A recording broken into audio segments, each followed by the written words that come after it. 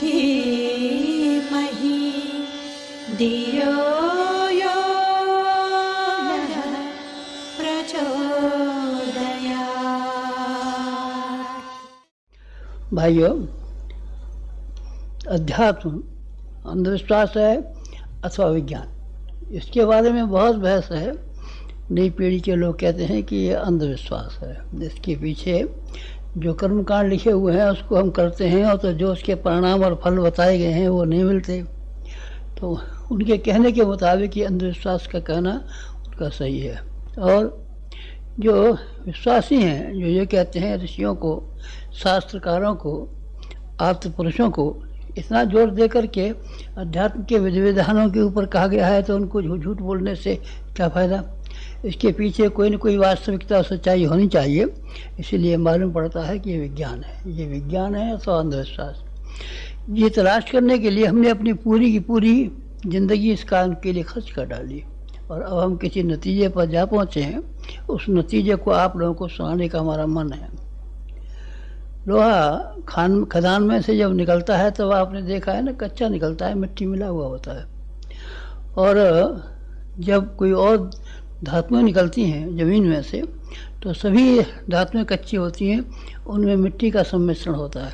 जब तपाई जाती हैं, आग पर तपाते हैं उनको, तो तपाने के बाद में उनका वास्तविक स्वरूप निकलता है। मिट्टी जल जाती है और लोहा निकलता है, सोना निकलता है, दूसरी धातुएं निकलती हैं।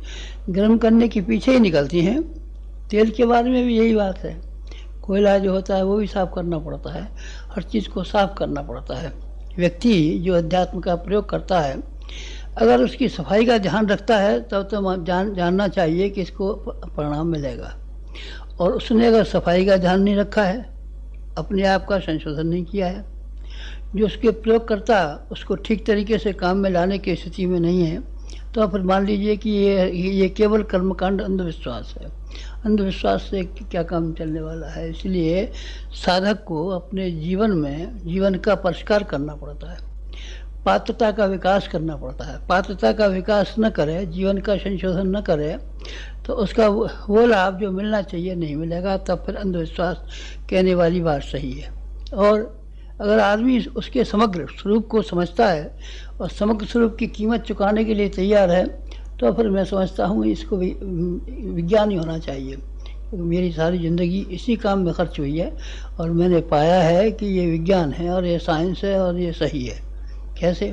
इस तरीके से कि हमारे मास्टर ने, बॉस ने सबसे पहले ये समझाया कि कारतूस से भी ज़्यादा बंदूक का सही होना आवश्यक है।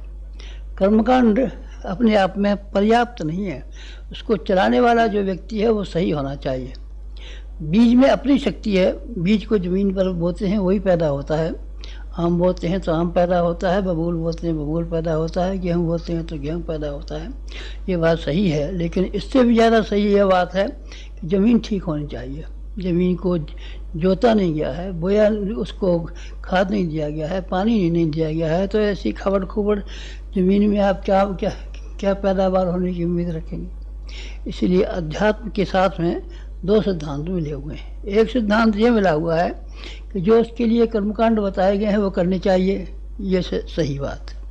और इससे भी ज़्यादा सही बात यह है कि जो आदमी प्रयोग करने वाला है, प्रयोग करने वाले को अपने आप में, अपने व्यक्तित्व की दृष्टि से बहुत साफ और बहुत पैना और बड़ा तीखा आदमी होना चाहिए।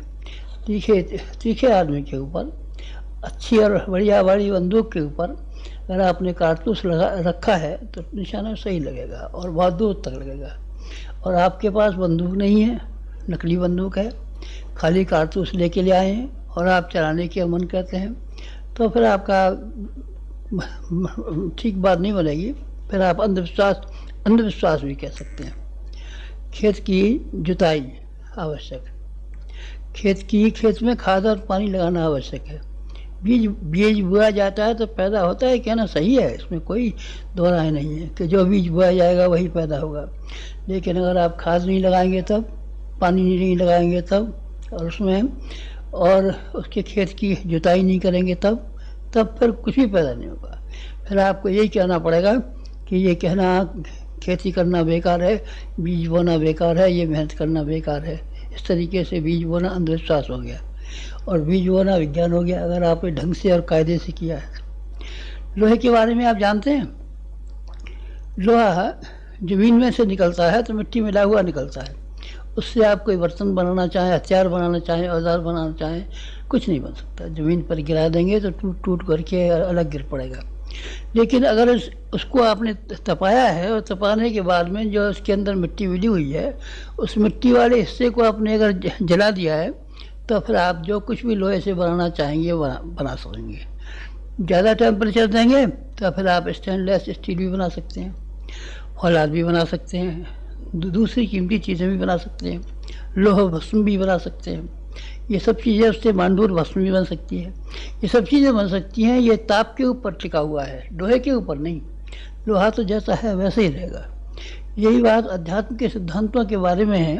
अध्यात्म के सिद्धांत जो आदमी जीवन में प्रयोग करता है, वो आदमी अपने आप को सही बना लेता है तो उसके चमत्कार जरूर दिखाई पड़ेंगे। तो रिद्धियाँ सिद्धियाँ जैसे कि उसके बारे में बताया जाता है, सब बिल्कुल सही बैठेगी। कहीं भी गलती करने का मौका नहीं आएगा अगर आपने साफ किया है तो। पात्रता के हिसाब से मिलता है। बर्तन अगर आपके पास है तो आप उसी बर्तन के हिसाब से जो चीज़ लेना चाहें ले भी सकते हैं। खुले में रखें तो पानी उसके अंदर भरा जा सकता है। इसीलिए पात्रता को अध्यात्म में सबसे ज़्यादा महत्व दिया गया है कि जो आदमी अध्यात्म का प्रयोग करते हैं वो अपने व्यक्तिगत जीवन में अपनी पात्रता का विकास कर रहे हैं कि नहीं कर रहे, ये बहुत ज़रूरी है। अध्यात्म विज्ञान है, उस विज्ञान को और ज़्यादा तेज़ करने के लिए अब हम आप लोगों से विदा होते हैं। विदा होने का मतलब ये है कि हमारी और आपकी बातचीत का सिलसिला जैसे कि इतने लंबे समय से चलता रहा है, आगे से अब चलना मुमकिन नहीं है। आगे से हम कहाँ रहेंगे? अब कहाँ रहेगा आदमी? जाएगा कहाँ आदमी?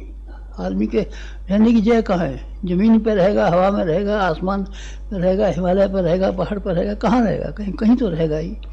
अभी हम रहेंगे तो सही, पर आप लोगों की आंखों के सामने नहीं रहेंगे। और हमारा दूसरा कार्यक्रम है, क्योंकि अध्यात्म को विज्ञान जिस हद तक हमने समझा है उस हद तक अब ये लोभ हमसे संवरण नहीं होता, इससे भी ज़्यादा फायदा होना चाहिए। व्यक्तियों की व्यक्तिगत समस्याओं का समाधान होना अध्यात्म से संभव है, लेकिन समूह का, समाज का, सारे विश्व का, ये भी होने के लिए इसके लिए उससे भी बड़ी ताकत की ज़रूरत है। अब तक हमने जैसी उपासना की है उससे अब हमको बड़ी उपासना करने की आवश्यकता पड़ी। इसलिए अब आप लोगों से विदा लेते हैं। क्यों? साथ रहते तब क्या अर्थ था? तब यह अर्थ था कि शक्तियाँ फैल पड़ती हैं, बिखर जाती हैं। बंदूक चलाने वाला एक निशाने पर लगाता है तो निशाना ठीक फैल जाता है। कभी इससे बात कर रहा है, इधर देख रहा है, इधर देख रहा है, इधर देख रहा है, तो बात बनती नहीं है। पहले भी ऐसा हुआ है कई व्यक्तियों को इसी तरीके से करना पड़ा है। पांडिचेरी वाले अरविंद घोष की बात आपने सुना है। अरविंद घोष ने कई इंतजाम किए कि अंग्रेज़ों को हिंदुस्तान से भगा दिया जाए। उन्होंने बड़ौदा के दीवान के यहाँ रह करके काम किया और सब राजाओं से मेल मुलाकात जोड़ करके ये कोशिश की कि अंग्रेज़ों के विरुद्ध बगावत शुरू की जाए, लेकिन उसमें सफलता नहीं मिली। ICS थे, बहुत योग्य आदमी थे। पीछे उन्होंने देखा नौजवानों को लेना चाहिए, नौजवानों से कुछ काम बन सकता है। इसीलिए उन्होंने कलकत्ते में नेशनल कॉलेज की स्थापना की और नेशनल कॉलेज की स्थापना के बाद में उन्होंने ये कोशिश की कि विद्यार्थियों के द्वारा क्रांति का तैयारी कराई जाए। लेकिन वो विद्यार्थी भी सब ऐसे ही निकले, पढ़ लिख करके अपनी नौकरियां तलाश करने चले गए, कोई कहीं चला गया। फिर उन्होंने बम पार्टी बनाई। बम पार्टी से कई आदमियों में बम मारे गए, लेकिन उससे भी कुछ बना नहीं। 2-5 आदमी मरने से इतनी बड़ी हुकूमत को कैसे भगाया जा सकता है? आखिर में जो उनकी समझ में आया, जो उनको समझाया गया, वो ये था कि रूहानी शक्ति को इकट्ठा करना चाहिए। रूहानी शक्ति इस दुनिया में सबसे बड़ी शक्ति है, इससे बड़ी कोई शक्ति नहीं है। फिर वो पांडिचेरी में चले गए, वहाँ अंग्रेज़ों की हुकूमत नहीं थी। वहाँ जा कर के उन्होंने तप करना शुरू कर दिया। तप करने से इतनी गर्मी पैदा की कि सारे के सारे वातावरण को उन्होंने साइक्लोनों से भर दिया। जब ज़्यादा गर्मी पड़ती है ना तो साइक्लोन आते हैं ना, चक्रवात आते हैं ना। चक्रवात जब आते हैं तो छप्परों को उखाड़ के, पेड़ों को उखाड़ करके फेंक देते हैं। इसी तरह के पांडिचेरी वाले अरविंद घोष के तप करने की वजह से ऐसे साइक्लोन आए जो उन्हें छप्पर उखाड़ के फेंक दिया और पेड़ों को जड़ों से उखाड़ के फेंक दिया। क्या नाम थे इन साइक्लोनों का?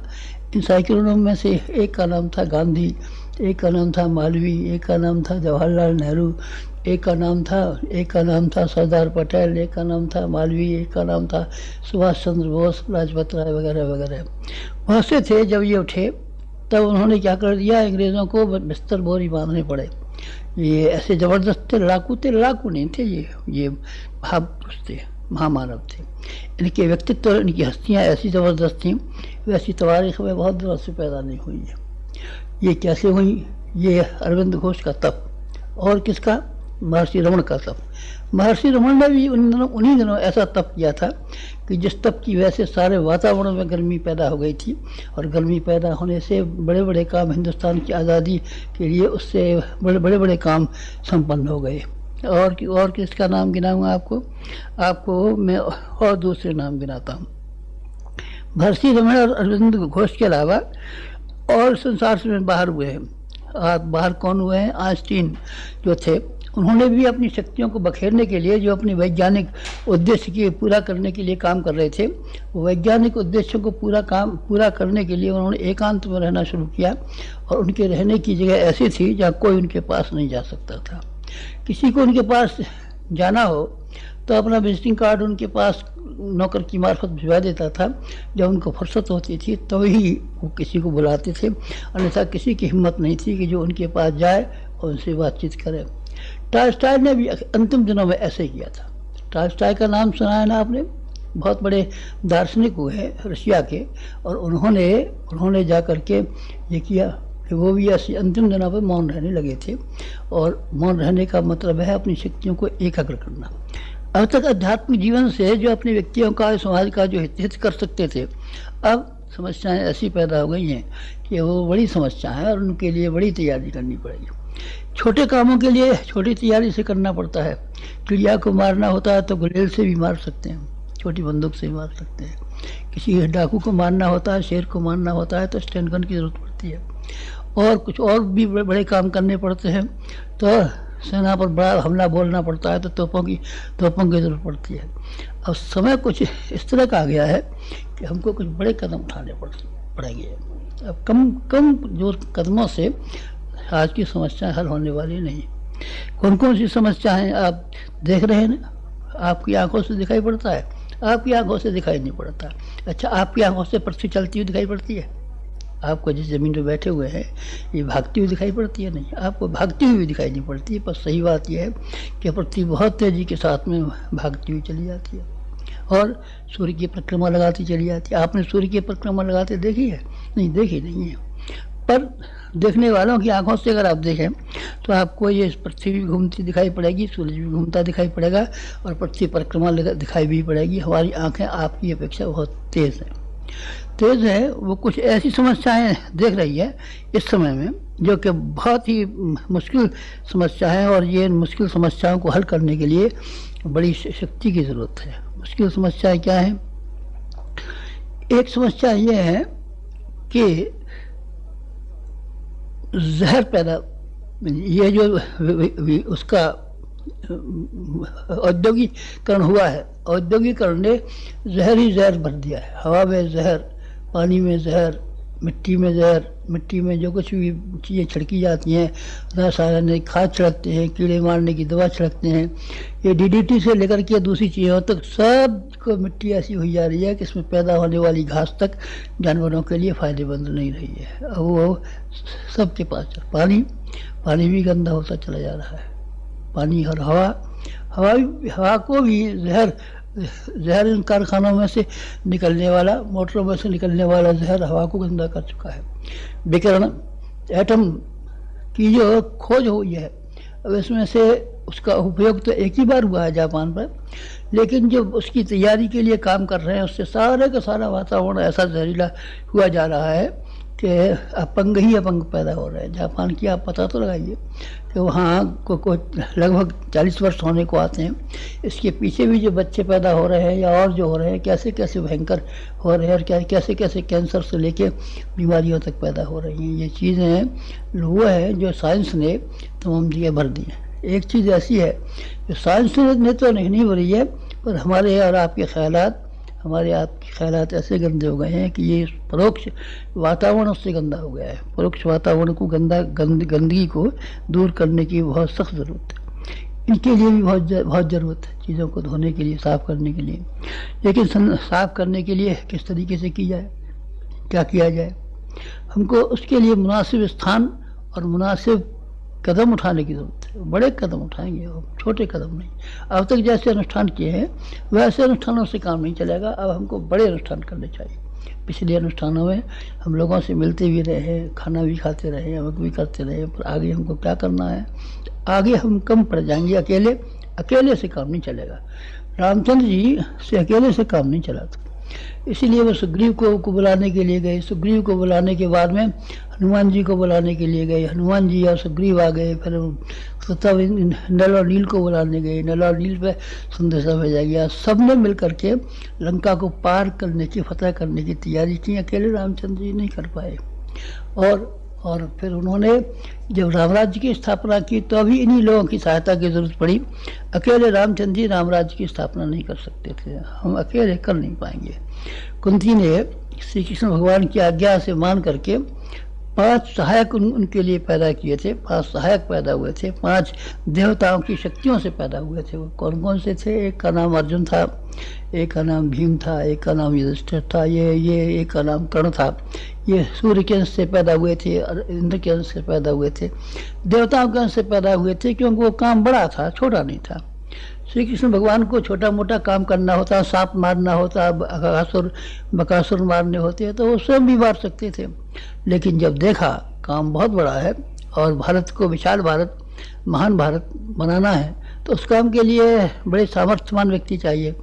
सामर्थ्यवान व्यक्तियों के लिए बनाने के लिए हमको ये आवश्यकता पड़ी, सामर्थ्यवान व्यक्तियों को पैदा करने के लिए अपने आप को झोंके और हमें बड़े कदम उठाए।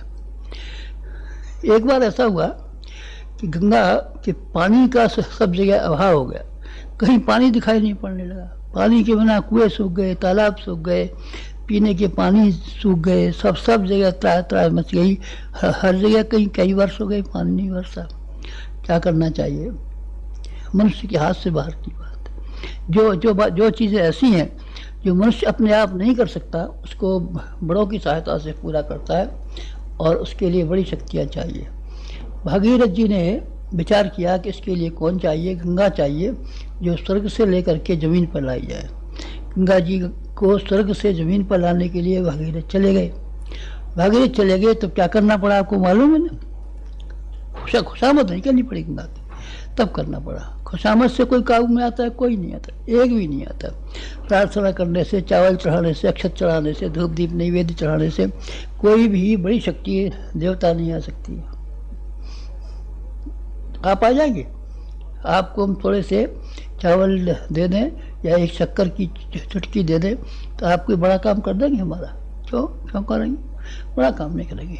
ऐसे बड़े कामों के लिए तब करने पड़ते। भागीरथ ने तप किया, तप करने की वजह से वो ज्ञान की गंगा को लाए वहाँ से, स्वर्ग से। तो फिर देवताओं ने मदद की। जो अपनी मदद आप करता है उसकी ईश्वर भी मदद करता है। शंकर भगवान ने उनकी मदद की, हमारी भी मदद की है, हमारे गुरु ने हमारी मदद की है। क्यों? क्योंकि हमारे सामने मकसद बड़े मकसद रहे। जो शुरू से आखिर तक जो कुछ भी हम काम करते रहे, बड़ों के लिए काम करते रहे, उद्देश्यों के लिए काम करते रहे, आदर्शों के लिए काम करते रहे, मानवता के लिए काम करते रहे। अगर ये बात नहीं रही होती, हमारी नीयत वही रही होती कि जो कुछ भी हम करेंगे अपने लिए करेंगे, अपनी बीवी के लिए करेंगे, अपने बच्चे के लिए करेंगे, अपने साले के लिए करेंगे, अपने बहनोई के लिए करेंगे, तब ये सब देवता हमको सुन करके भाग खड़े होते हैं और ये कहते बड़ा गंदा और कमीना आदमी है। गंदे और कमीने आदमी के लिए क्यों मदद करें? अपने हाथ पाँव से कीजिए, रोटी कमाइए और जो कुछ भी खाइए या किसी को दे दीजिए, फेंक दीजिए, कुछ भी कीजिए। लेकिन अगर आप देवताओं की शक्ति का इस्तेमाल करना चाहते हैं तो उनको एक ही बात बतानी पड़ेगी कि हम किसी बड़े काम के लिए, बड़े मकसद के लिए, बड़े उद्देश्य के लिए कुछ काम करना चाहते हैं। भागीरथ ने ये जब बताया, गंगा हमको हमारे काम के लिए नहीं बल्कि उनके लिए चाहिए जो पीढ़ियों पहले हुए थे और उनके हिसाब से जल रहे हैं। अभी भी जमीन सब सूखी पड़ी है उसके लिए। गंगा जी ने भी देखा अच्छे काम के लिए हमको ले जा रहा है, वो भी तैयार हो गई। जब उन्होंने ये देखा गंगा ऊपर से आएंगी स्वर्ग से तो जमीन में सुराख हो जाएगा, शंकर जी ने कहा अरे भाई तो हम तो मदद करने को तैयार हैं। उन्होंने बाल बखेर दिए और ये कहा हमारे बालों पर आप आइए। फिर बालों के आने के बाद में जब जमीन पर चलना शुरू कर दिए, गंगा ने ये किया। बड़ा काम था ना, बड़ा काम। देवताओं के ऊपर एक बार एक और मुसीबत आई। ऐसा हुआ कि वृत्तासुर नाम का एक दैत्य था, उसने सब देवता को मारपीट करके भगा दिया और सब उनके इंद्रासन वगैरह राजगद्दी वगैरह छीन ली। छीन लेने के बाद में ज़रूरत इस बात की पड़ी कि इसको वृत्तासुर को मारने के लिए कोई शक्ति पैदा हो। ये कहाँ से पैदा शक्ति हो, ये किसकी शक्ति हो। फिर ऐसा किया गया कि तप की शक्ति, तपस्वी की शक्ति। तपस्वी की शक्ति वही होती, तपस्वी से बड़ी और किसी की शक्ति नहीं होती। उन्होंने दधीच ने देखा कि मेरी अस्थियों का वज्र अगर बने तो वो इतना मजबूत हो सकता है कि 100 देवता एक और, 100 हथियार एक और मेरी अस्थियों से बना हुआ वज्र एक और। अकेला ही वज्र मेरा इनके ऊपर गिरेगा तो इनके कमजोर निकाल देगा। बस दधीच ने तप किया और तप करने के बाद में इंद्र को बुलाया और बुला करके कहा हमारी हड्डियाँ आप ले जाइए, इससे वज्र बना लीजिए और वो वज्र आप वृत्तासुर के विरुद्ध काम में लाइए और देखिए कि आपकी समस्या हल होती है कि नहीं। वास्तव में हो गई, ऐसा ही हुआ। इंद्र ने उनकी दधीच की अस्थियों का ये बनाया, वज्र बनाया और वज्र बना करके और ये सब काम कर लिया और ये बड़ा बड़ा काम हो गया। बड़े कामों के लिए बड़ी त्याग की जरूरत पड़ती है। छोटे त्याग की जरूरत पड़ती होती, चावल अक्षर धूप दीप नैवेद्य से होता तो हम ही कर देते, या कुछ हवन वन करना होता तो घी और चावल मंगा करके पूजा पाठ करके हम ही कर देते। ये बड़ा काम है, इसके लिए बड़े त्याग की जरूरत है। इसमें दधीच जैसा त्याग करने वाले आदमी होने चाहिए। इसके लिए भगीरथ जैसे त्याग करने वाले होने चाहिए। इसके लिए बड़े आदमी होने चाहिए। तो फिर बड़े आदमी कहाँ से आएंगे? हमने कहा ना आपसे कि भगवान केवल उनकी सहायता करता है जो बड़े कामों के लिए, बड़े उद्देश्य के लिए अपने आप को होम देते हैं। सुग्रीव का साथ में यही हुआ, बाली उसके हनुमान के साथ ये हुआ। हनुमान सुग्रीव की यहाँ नौकरी करते थे, बाली का मुकाबला नहीं कर सके। न बाली का मुकाबला सुग्रीव कर सकता था न हनुमान कर सकते थे।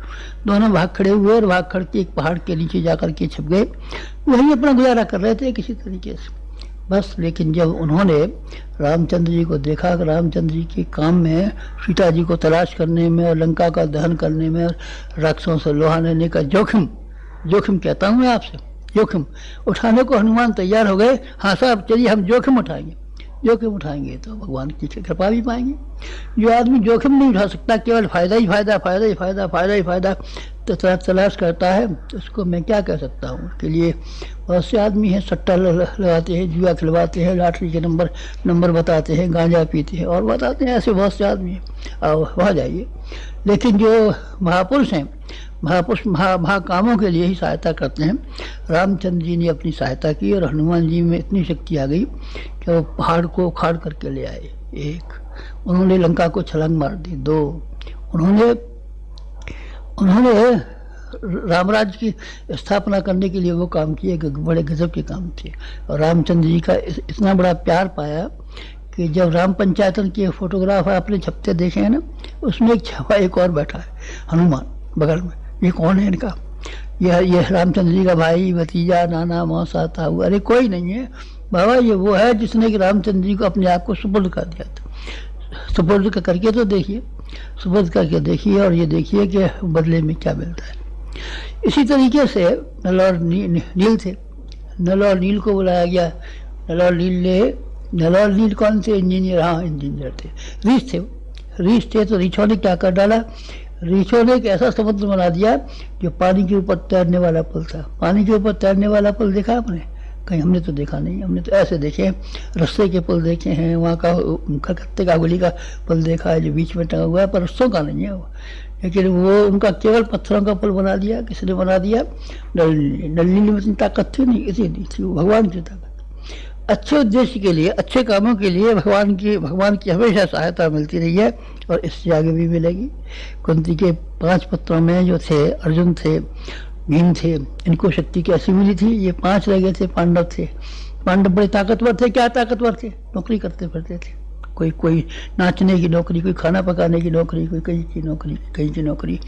जब उनको वनवास हो गया तो अपनी जान बचाने के लिए गरीब मारे फिर रहे थे। पांडवों में बड़ी ताकत थी। क्या ताकत थी पांडवों में? निशा उन्होंने तो दुर्योधन को 100 उनको कौरवों को मार गिराया और उन्होंने महाभारत में फतेह बना के दिखा दी। अरे तो दिखा दी तो पहले क्यों नहीं दिखा दी थी? पहले इसीलिए नहीं दिखा दी थी कि पहले भगवान नहीं थे उनके साथ में। भगवान किसके साथ होते हैं? उसके काम उसके साथ होते हैं जो बड़े कामों के लिए, बड़ी चीज लेने के लिए जाते हैं। हम बड़े कामों के लिए अब की बार आपसे अलग हो रहे हैं। बड़ा काम क्या है? आप में से कई आदमी बड़े ताकतवर भी है, शक्तिशाली भी है। कौन ताकतवर? कौन ताकतवर? मैं मानता हूँ उन्हें जो कि बुद्धिजीवी है। एक ताकतवर मैं उन्हें मानता हूँ जो कलाकार है। दो और मैं उनको मानता हूँ जो आदमी संपन्न है। 3 और किसे आप मानते हैं कलाकार और वो संपन्न? राजनेताओं को मानता हूँ। और किसे मानते हैं? और भावनाशीलों को मानता हूँ। आप तो भावनाशील है, आप राजनेता तो नहीं है, आप कोई और तो नहीं है, भावनाशील है। भावनाशीलों ने भी दुनिया में गजब कर डाला। ऐसे बड़े काम किए हैं, ऐसे बड़े काम किए हैं कि सारी दुनिया को हिला करके रख दिया है। भावनाशील भी किसी से कम नहीं होते, राजनेताओं से भी कम नहीं। तब क्या करना है हमको? अब इससे आगे वाले समय में अकेला नहीं रह रहा है। 5 बच्चे पैदा करने, अकेले अकेले नहीं रह सकते हो। तो फिर बुढ़ापे में आपने ब्याह कर लिया, नहीं ब्याह नहीं किया, तो फिर क्या कर दिया? बच्चे पैदा करेंगे। बच्चे कैसे पैदा करेंगे? बच्चे ऐसे पैदा करेंगे जो कि बड़े बच्चे हों। उन्होंने, वायु ने, पवन ने एक बच्चा पैदा किया था, इसका नाम हनुमान था। बजरंग बली था। ऊपर से पटक दिया, देखें ये है भी कुछ के नहीं, पत्थर की शिला को तोड़ के फेंक दिया, तो वो बजरंग बली था। पवन से पैदा हुआ था। कर्ण जो था सूर्य से पैदा हुआ था, उसके पास कवच कुंडल थे। इस तरह की हमको और अपने सहायकों की आवश्यकता पड़ी है। जो 5 जिनका मैंने नाम गिनाया, उन नाम गिनाने वालों को हिला करके रखे और इनको ठीक कर सके और इनको ये दे सकें। तो फिर क्या करना पड़ेगा? आपको क्या करना पड़ेगा? आपको कभी करना हो, अध्यात्म को विज्ञान की तरीके से देखने का हो, अध्यात्म को अंधविश्वास आपको न कहना हो, तो आप कृपा करके ये कहना कि भगवान का तरीका समझना, भगवान का कायदा समझना, भगवान का मन समझना। भगवान का क्या मन है? भगवान का मन ये है कि वो मांगते हैं। जो कोई भी सामने आता है हर एक से मांगते हैं। उनकी एक परीक्षा है, किसको दे किसको नहीं दे। इसको जाने से पहले उनकी परीक्षा है। परीक्षा ये है कि वो आदमी देने को तैयार है कि नहीं। देने को तैयार है तो भगवान उसको देंगे। उन्होंने जिससे भी बना पहले मांगा। सबरी के पास गए, मांगते गए हम तो भूखे हैं। गोपियों के पास गए, मांगते गए हम तो भूखे हैं। और राजा कर्ण के पास गए, उन्होंने कहा हमको सोना चाहिए। और राजा बलि के पास गए, हमको ज़मीन चाहिए। जहाँ कहीं भी भगवान गए हैं उसने हर एक से मांगा है, और जिस किसी ने दिया है वो खाली हाथ नहीं रहा है। भगवान ने मांगा है। हमारे गुरु ने भी हमसे मांगा था, और मांगा था जो हमने दिया, उसके बदले में हमने क्या पाया? हमने बहुत पाया।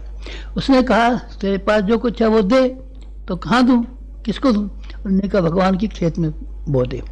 भगवान के खेत में हमने अपने पास जो कुछ भी चीज़ थी सब बोई, और जो कुछ बोया सगुना होकर के पाया। हमारे पास शरीर है, शरीर हमने बोया और शरीर हमने सगुना होकर के पाया। अभी आपने सुना था? नहीं सुना। बंदूक वाला एक आया था और एक पागल आदमी गोलियां चला रहा था, और उसके रिवाल्वर में 5 गोलियां थी। 5 की 5 चलाई और वो बीच में नलियों में बंद रह गई और बाहर नहीं निकल सकी। आपने सुना नहीं है? आपने सुना नहीं है कि उसने कितने छड़े बरसाए थे, यहाँ से लेकर के गर्दन से लेकर के हाथों तक, और कहाँ से लेके पेट से लेकर कहाँ तक ढेरों के ढेरों छड़े बरसते रहे। और कितने टाँके लगे, एक से कितने थे उतने टाँके लगे, और उसमें से कोई भी कुछ बाल बांका नहीं हुआ। बाल बांका नहीं हुआ। ये शक्तियाँ भगवान की दी हुई हैं। ये भगवान की दी हुई शक्तियाँ किसी को भी मिल सकती हैं, आपको भी मिल सकती हैं। इस तरीके से क्या करना चाहिए कि जब कभी आपका मन हो तब फिर आप ये करना कि हमने शरीर दिया था, शरीर पाया। हमने अपनी बुद्धि दी, अपनी सारी बुद्धि का इस्तेमाल अपने लिए नहीं, समाज के लिए किया है। समाज के लिए जो हमने इस्तेमाल किया है उसका बदले में समाज के लिए हमारी जो बुद्धि है वो इतनी पैनी, इतनी तीखी है, आप अचंभे में रह जाएंगे। व्यास जी ने एक महाभारत लिखा था, उसमें गणेश जी को स्टेनोटाइपिस्ट बना के ले गए थे। हमारे पास कोई स्टेनोटाइपिस्ट नहीं है, हमारी उंगलियाँ ये यही स्टेनोटाइपिस्ट है। इसलिए हमने इतना साहित्य लिखा है, इतना साहित्य लिखा है जो हमारे वजन की बराबर हो सकता है। ये हमारी बुद्धि है। हमारे पास धन है, हमारा तो नहीं था, पिताजी का दिया हुआ था। पिताजी का दिया हुआ था ना, हमने अपने बच्चे को दिया, न लड़की को दिया, न लड़के को दिया, न साले को दिया, न बहनोई को दिया, सब हमने समाज को दे दिया। एक गायत्री तपोवन को दे दिया और वहाँ उसको बन के तैयार हो गई। उससे बचा हुआ पैसा था कुछ, उससे अपने गांव में एक स्कूल बना दिया। उसके बाद भी कुछ दिखाई पड़ा, वो सारे इंतजाम करके गांव में एक अस्पताल बना दिया। सारी की सारी चीज़ें बना दी। फिर आपका धन क्या तो चला गया, आप तो गरीबी में दिन काटते होंगे। नहीं, हम गरीबी में दिन नहीं काटते। आप देखते हैं ना, हम जिन इमारतों में रहते हैं कितने दाम की है। आपने शांति कुंज देखा है ना, लाखों रुपए का बना हुआ है। आपने गायत्री नगर देखा है ना, लाखों रुपए का बना हुआ है। आपने ब्रह्मचर्च देखा है ना, लाखों रुपए का बना हुआ है। आपने गायत्री तपोभूमि देखी है ना, लाखों रुपए की बनी हुई है।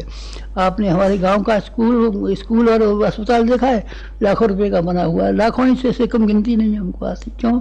इसलिए नहीं आती कि हमारे पास जो था हमने दिया है। देने के बदले में बोया है, और बोने के बदले में काटा है। मैं इसलिए आपको कह रहा हूँ कि अगर आपका ये मन हो कि अध्यात्म जो है विज्ञान है या अंधविश्वास, तो आपको फिर ये ध्यान रखना चाहिए कि अध्यात्म का सही तरीका क्या है। सही तरीका आपको नहीं मालूम, बस इसीलिए आप बेकार होते हैं, परेशान होते हैं, ये होते हैं। आप केवल पूजा पाठ करते हैं, कर्मकांड करते हैं, और कर्मकांड के साथ साथ में जीवन को जैसा ऊंचा बनाना चाहिए वैसा ऊंचा बनाने के लिए कोई आपका मन नहीं करता। आप मन कीजिए, फिर देखिए भगवान आपकी सहायता करता है कि नहीं। भगवान झूठा है कि सच्चा है? भगवान झूठा नहीं है, सच्चा है। भगवान कैसा देखा आपने? हमने कैसा देखा? चलिए हम बताते हैं। भगवान को हमने प्रतिछाया के रूप में देखा, और भगवान को हमने प्रतिध्वनि के रूप में देखा। प्रतिछाया क्या? शीशे में जैसा अपना चेहरा देखते हैं बिल्कुल हूबहू वैसे ही होता है। और भगवान को हमने देखा है, बिल्कुल हमारे जैसा है।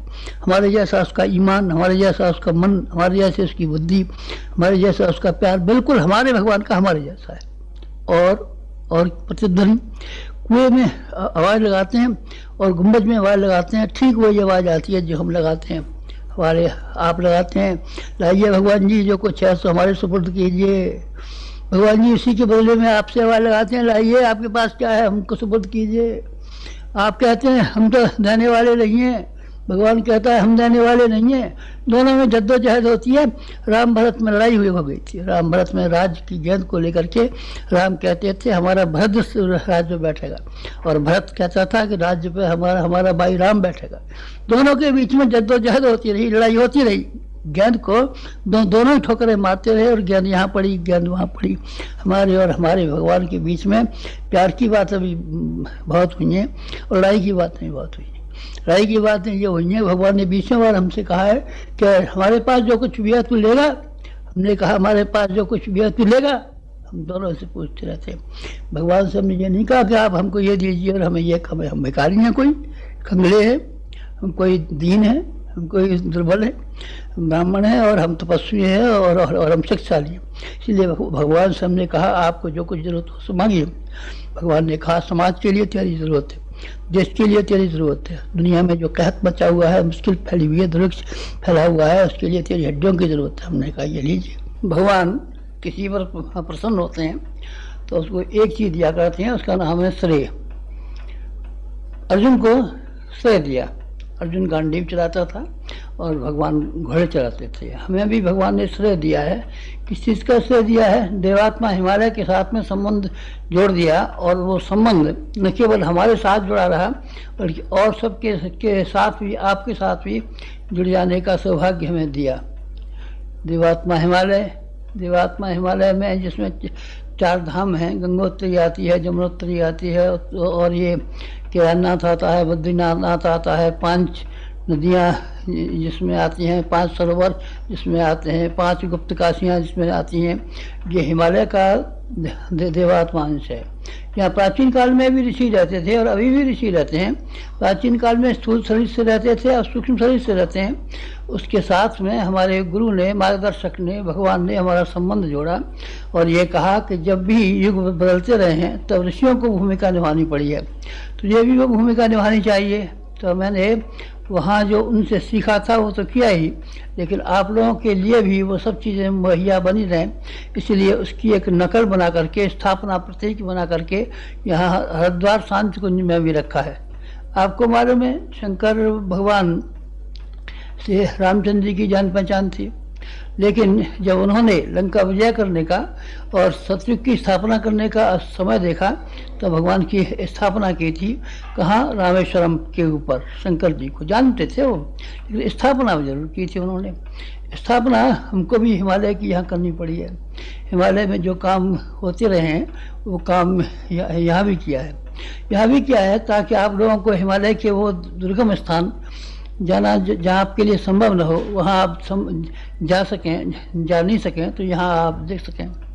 हिमालय में व्यास जी हुए थे और व्यास जी ने वहाँ तप किया था और 18 पुराण और अन्य ग्रंथ लिखे थे।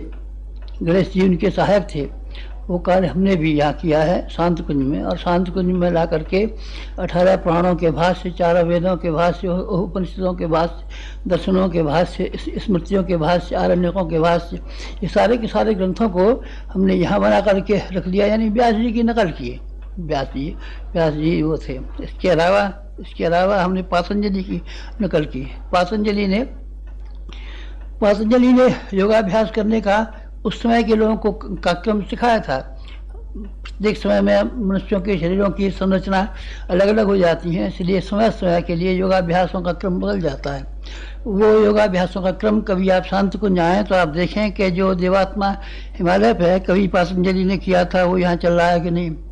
याज्ञवल्क्य ऋषि हुए हैं, उन्होंने यज्ञ का एक विज्ञान ही बना दिया था। विज्ञान अभी भी है फिजिक्स, लेकिन प्राचीन काल में फिजिक्स जो थी यज्ञों के ऊपर टिकी हुई थी। उससे मनुष्यों का, पशुओं का, प्राणियों का, वातावरण का, सबका देखभाल की जाती थी। वो यज्ञ का वातावरण आपने वहाँ देखा हो, वहाँ आपने देखा कि नहीं देखा, हमने देखा है हिमालय पर आपको हमने दिखाने के लिए यहाँ मुहैया करके रखा है। विश्वामित्र ऋषि ने गायत्री का साक्षात्कार किया था। 7 ऋषि वहाँ से आए थे। 7 ऋषियों के तो नाम सुने न। 7 ऋषि जिस स्थान पर तप करते थे वहाँ से गंगा की 7 धारा हो गई थी। यहाँ हम आजकल बैठे हुए हैं और ये स्थान देवात्मा हिमालय का वो स्थान है जहाँ से कि द्वार खुलता है, और 7 ऋषियों ने तप किया था। विश्वामित्र ऋषि ने भी यहीं बैठ के तप किया था। विश्वामित्र ऋषि का ये स्थान है। और यहाँ से परशुराम और भागीरथ, इनका भी हमने ये किया था। कौन सा? भागीरथ ने गंगा उतार के स्वर्ग से लाए थे। हम गंगा तो उतार के नहीं लाए हैं, पर ज्ञान की गंगा को लाए हैं। सारे विश्व को जिस ज्ञान की ये आवश्यकता है वो ज्ञान आप यहाँ से पाइएगा। और प्राचीन काल में परशुराम जी का नाम सुनाया आपने। उन्होंने हिमालय के ऊपर तप किया था, और तप करके वहाँ से उन्होंने एक भगवान शंकर से एक फरसा लाए थे और फरसे से, कुल्हाड़े से काट करके लोगों के दिमागों को बदल दिया था। ब्रेन वॉशिंग का काम हम भी कर रहे हैं आजकल, बहुत ब्रेन वॉशिंग कर रहे हैं। पढ़े लिखे लोगों का, विद्वान लोगों का, सामान्य लोगों का, किसानों का, दूसरे लोगों का, पंडितों का, सबका ब्रेन वॉशिंग कर रहे हैं। ये भगवान परशुराम के कुल्हाड़े की आप नकल चाहें तो आप कह सकते हैं। जमदग्नि ने उत्तरकाशी में प्राचीन काल में एक अरण्यक बनाया था जिसमें परिव्राजक तैयार होते थे। परिव्राजक जगह जगह भेजे जाते थे, सारे विश्व में वो काम करते थे। आप यहाँ आइए, शांत कुंज में देख लीजिए, उसकी नकल हमने बना दी है। नकल इसलिए बना दी है कि जो प्रेरणा हमको हमारे मास्टर ने हिमालय ले जा करके उससे संबंध जोड़ करके संबंध बना दिया, वो आपको यहाँ मिल सके। इसके अलावा नारद जी का नाम सुना है। नारद जी ने संगीत के माध्यम से सारी दुनिया को हिला दिया था। नारद ब्रह्म और शब्द ब्रह्म, ये दोनों ब्रह्म हैं। इससे उन्होंने, नारद जी ने पार्वती को ज्ञान दिया था, ध्रुव को ज्ञान दिया था, वाल्मीकि को ज्ञान दिया था, प्रहलाद को ज्ञान दिया था, सावित्री को ज्ञान दिया था, जाने कितनों को ज्ञान दिया था। और वो ज्ञान ऐसा था कि उनके जीवन की कायाकल्प हो गया। वो काम भी हमने किया है यहाँ रह करके। यहाँ रह करके, यहाँ शंकराचार्य का नाम सुना है, उन्होंने 4 धाम बनाए थे। इसमें से एक धाम बद्रीनाथ धाम भी है उत्तराखंड का, बाकी धाम रामेश्वरम है, द्वारका है, ये जगन्नाथ है। हमने 2400 शक्तिपीठें बनाई, आप यहाँ देख सकते हैं, और दूसरी जगह भी जा करके आप देख सकते हैं वो काम जो कि हमारे गुरु ने हमको हिमालय देवात्मा हिमालय के साथ जोड़ करके किया, वो सब काम हमने यहाँ कर डाले। ऋषियों की विशेषता है, ऋषियों की विशेषताओं को हमने, जो बाकी और भी हुए हैं, एक कणाद ऋषि हुए हैं, इन्होंने विज्ञान और अध्यात्म का समन्वय किया था। ब्रह्मवर्चस्व आपने यहाँ देखा है, इसमें विज्ञान और अध्यात्म का समन्वय करने का हम प्रयास कर रहे हैं। यानी सारे के सारा देवात्मा हिमालय का एक छोटा सा मंदिर, ऐसा भव्य मंदिर जैसा सारे संसार भर में कहीं भी नहीं है।